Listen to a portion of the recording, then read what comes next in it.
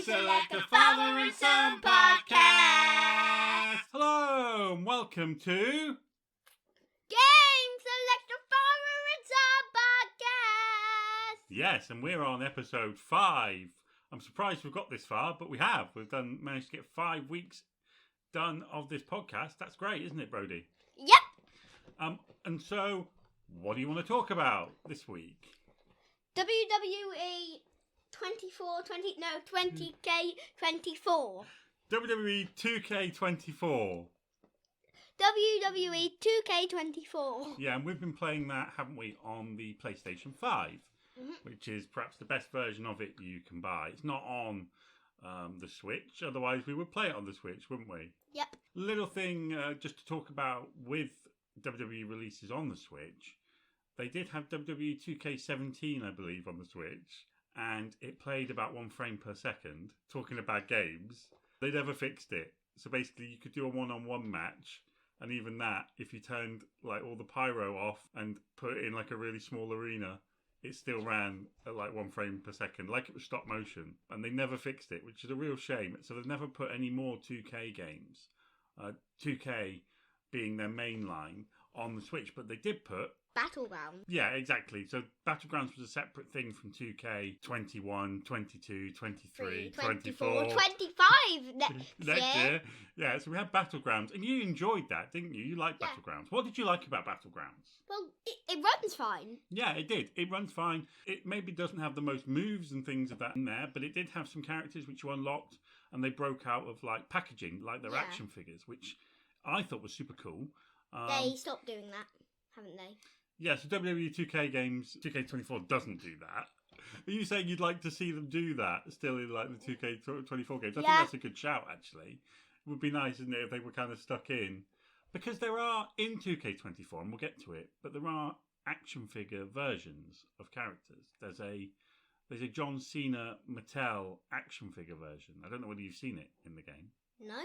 No, probably not, because as we get to, your main mode is my GM, isn't it? That's what you like, and that's what we're going to really concentrate on today. Okay, so let's talk about wrestling a little bit, because you've not really been super into wrestling for that long. You've liked it, you know, a couple of years or so, but you've really got into it recently, and I think my GM has really helped with that, hasn't it? Yes. So, who are your favourite wrestlers, Brody, would you say? Well, Rey Mysterio, Logan Paul and John Cena are my favourite ones that are alive, but I have 2 other favourite ones that are dead, which are Brody and Bray Wyatt. Yeah, so Brody Lee, otherwise known as Luke Harper, and Bray Wyatt. Brody Lee died a while ago, but Bray Wyatt died recently. Very sad. Yes. I mean, wrestlers do tend to pass away, you know, health complications. But yeah, those 2 are quite recent, aren't they? And Brody Lee isn't that recent. It's more Bray Wyatt that's recent. yeah, I know. Recent in the sense of the last 5 years. That's not as recent, though. No, not to someone that's 9, I suppose. But to someone that's further, then it is quite recent. What do you like about Rey Mysterio? Because I noticed a lot of kids really are into Rey Mysterio. So what's his appeal, do you think? He's always changing. Plus, I really want to know who entered Dragon Lee. Yeah, there's a current storyline going on at the moment where somebody attacked Dragon Lee before WrestleMania, so he was replaced with Carlito. No, he was replaced with Andrade. Yeah. Although we think either Carlito or Andrade could have injured Dragon Lee. That's it. It could potentially be that. So you're really interested in that storyline at the moment, and you like Rey Mysterio because he changes his masks and he changes his look. Yeah. You've got a Rey Mysterio figure, haven't you? From his one of his earlier looks. I say earlier. I mean, to you, 2010 is a long time ago, before you were born. It's 5 years before I was born. To me, it seems like yesterday. But yeah, so we've got that figure. We've got him here. But you like him because he changes his look up a lot. What about his moves? Do you like any of his moves? I mean, he is a high flyer. Were you attracted to the fact he's a high-flying wrestler? Yeah. Okay, what about Logan Paul? He's different to Rey Mysterio. Why do you like Logan Paul? I'm not sure there's an explanation. There's no explanation for liking Logan Paul. I think people would agree with you, yes. There is no explanation for liking Logan Paul. Let me help you out with that. He's just strong as a wrestler, really. Logan Paul is actually taken to wrestling really well. He's really good at wrestling. Even if people say they don't like him because of the Prime connection and how successful he is, as a wrestler, he's taken to it like a duck to water. Okay. Do you know what duck to water means? Not really. It's like a phrase to say, you know, natural. Okay. So it's natural for Logan Paul, and wrestling does come naturally for him. And I think his arrogance and his, he cheats a lot, but I think that's really entertaining. I think that's why you really like him. Also, you're a massive fan of Prime. We are very much a Prime household where, on the table at the moment, while we're recording the podcast, we've got strawberry, banana, and a cherry freeze bottle. And we regularly have Prime in the house. So I think that's another reason why you like him. All of that links together, doesn't it? Aren't you going to ask me about John Cena? Well, I was getting to that, yes. Okay. So why do you like John Cena, considering you probably can't see him? That's one of the reasons I like him. You can't see me. Plus, it was really interesting when he was in Cody Rhodes' match. And this... Wrestlemania? Yeah. Yeah, so Wrestlemania just gone and John Cena came back at the end, didn't he? And then there was The Undertaker, and then there was loads.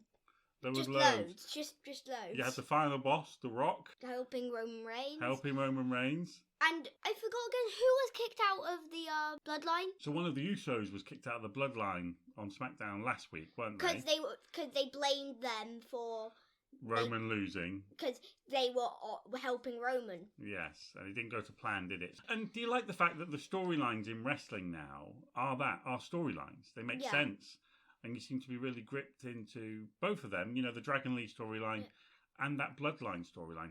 So last week, as you were saying, Tama Tonga debuted, didn't he? Yeah. And what is it about John Cena that you like? Going back to You John can't Cena? see me. Is that the only reason you like John Cena? He's also quite a good wrestler. Yes. I mean, many years ago, people wouldn't have said that about John Cena. But actually, very entertaining. And what he does well. He's also really good in Peacemaker. Also, it was a good match with him versus Bray Wyatt. Yes, the Firefly Funhouse match, which was a number of years ago now, wasn't it? It was when it was COVID. When it was COVID. And I think we went back and watched that, didn't we? And it was smart how they used it because they couldn't go near each other because of COVID. And do you know what? John Cena had a lot of involvement in that. John Cena spoke about it. And you think it was Bray Wyatt that came up with a lot of it. But actually, it was John Cena. So John Cena's smarter than I think a lot of people give him credit for. Knows how to make something entertaining. And the thing is, when it was doing it, like Bray Wyatt said, basically, if he hit somebody with that chair, he would have been evil. Yes, and you see in that, don't you, Bray Wyatt being different and what would have happened if things had been different in his past. So things like that are really clever, aren't they? I think you find that really clever and fun and good storylines. I think you'll agree with me, Brody. Good storylines make wrestling good. Now let's talk about my GM a little bit, because this is a mode that's kind of separate from everything else that used to be in the older games. They took it out, they brought it back, and Xavier Woods and Tyler Breeze spend a lot of time on their YouTube channel playing it.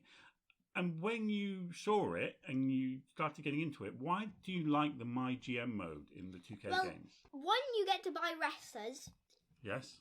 And then they simulate the fight. And then two, you get to do trades.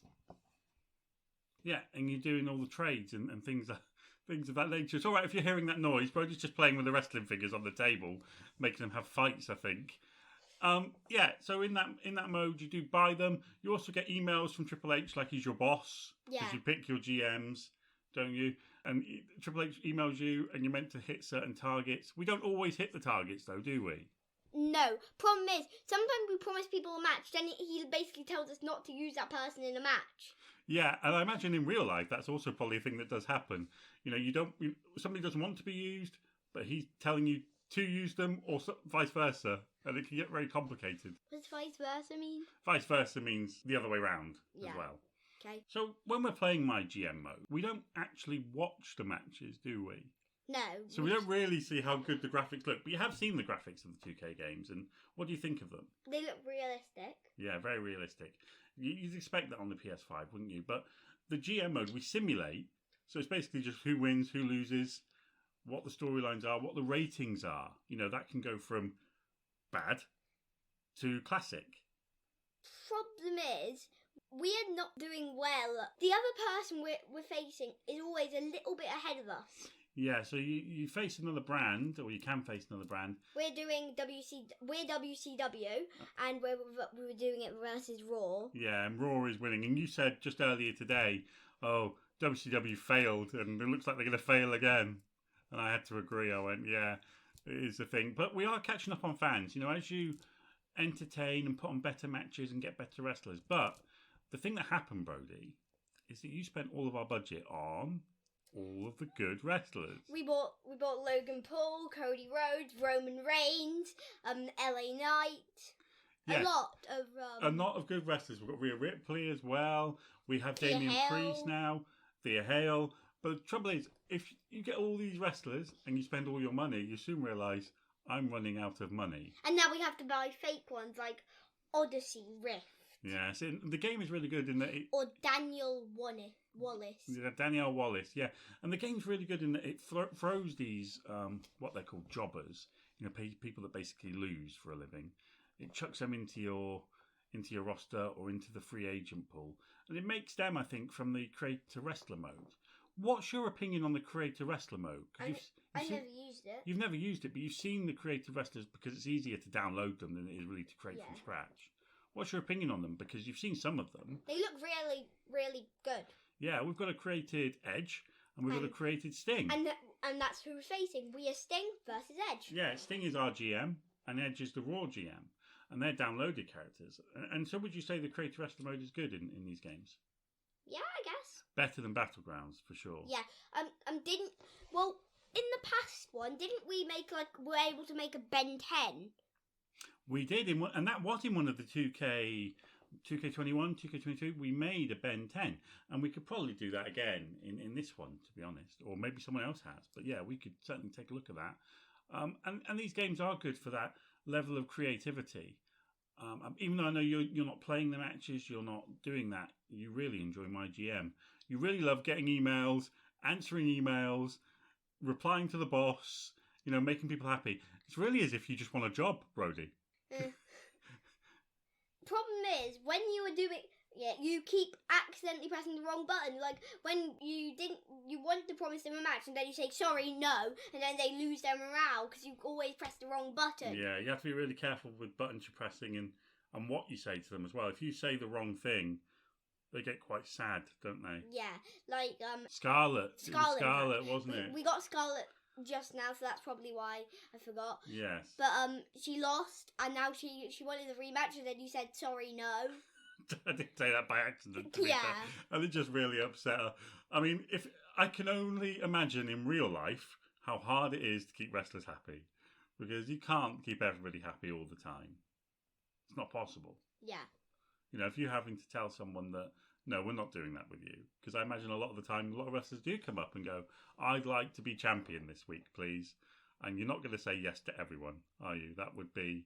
Yeah. That would be bad. Because what if it, like 8, you had to put 4 tag team, a tag team match of that, then you, actually a triple threat match. Yeah. 2 triple threat matches, one and then the other one, then you made the winner of that triple threat match have to go together, and then you had to put them against them. That's probably what would happen if you got so many people who wanted to be a champion. And I think that's why Triple H might be bold, to be honest, because he's probably so stressed to arrange all these matches and make all the storylines up. Very difficult job, I think.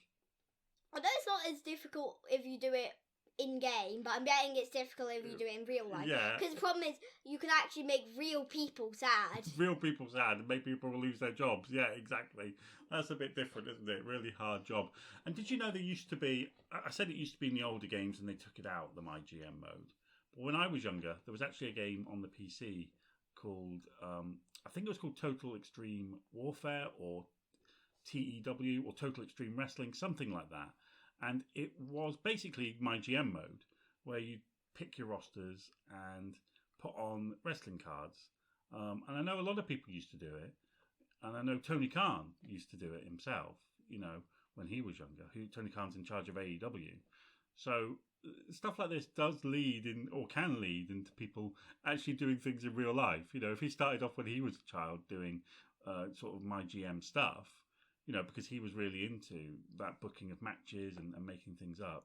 And he now runs $1 billion company. So it's hope for us all, isn't there, Brody? Yeah. Anything else you want to say about the fantastic 2K24 games? They are good. 2K games are really great. We've kind of covered who your favourite wrestlers are. We haven't really mentioned who my favourite You wrestlers know, like are. every wrestler though. I showed you pictures and it took like 100 of them until you couldn't find out what one wrestler was. Yes, and most of the ones that I couldn't figure out were either ones that were on SmackDown in a time where I didn't watch SmackDown. Or WWE. Or AEW when they have a lot of people that go on to Dark. When they used to run Dark, which was their show, they'd bring, I think, people off the street to make them wrestle. When you'd be like, I don't know who that person is. Dark? Yeah, it was called AEW Dark, and they basically did like 100 matches in one go. So as you can imagine, they would just bring wrestlers in off the street. And that's great, but you can't possibly memorise all these wrestlers. Or know who they are. So sometimes it is hard. But no. So, who are your favourite wrestlers? So my favourite wrestler of all time is Sting. I knew that. He's the top for me. And he's retired. He's recently just retired. Beyond that, currently favourite wrestlers. Oh, and when that match happened, Darby Allin tried to kill himself. Well, he threw himself through a glass panel. And then he said he wanted to die on Sting's last match. Yeah, but Darby Allin is... crazy. Is crazy, yeah, I agree. I agree. I'm sure he would agree as well. But he is a little bit crazy and wants to do that stuff. You know, there have been a lot of crazy wrestlers over the years. Like he wants to climb Mount Everest, doesn't he? He does. I think he injured himself, so he can't do that. But of course, a lot of people do die climbing Mount Everest. So, yeah. He's just an adrenaline junkie. Some people are like that, and I'm sure he's going to continue to do those crazy things, even if he does hurt himself. Darby Allin is one of my favourites, as it happens as well. I'm a big fan of Darby Allin, even though he does throw himself through glass and things that are dangerous. I do wish he'd tone it down a little bit. You know, he's probably not going to last a lot longer if he keeps doing those things. Other favourites in WWE at the moment, probably big fan of Rhea Ripley at the moment. You know, she's doing some great stuff. She's recently got injured though, which is a shame, isn't it? Has she? Yeah. I'll probably asleep for that match because I was tired on the second night of Wrestlemania. You were very tired. Yes, it is a 2-night extravaganza, and it's really tough to stay awake, isn't it? I stayed awake for the full first one, but You did. I was barely able to watch any of the first match or any of the matches on the second night. And another one of my favourites are Cody Rhodes. Yeah. Obviously, WWE champion right now after beating Roman Reigns. Except someone's already coming for his title. Yes, AJ Styles. Backlash France is going to be challenging Cody Rhodes. You looking forward to that? Yeah. Is there anything else you want to talk about? Yeah. All right, Cody.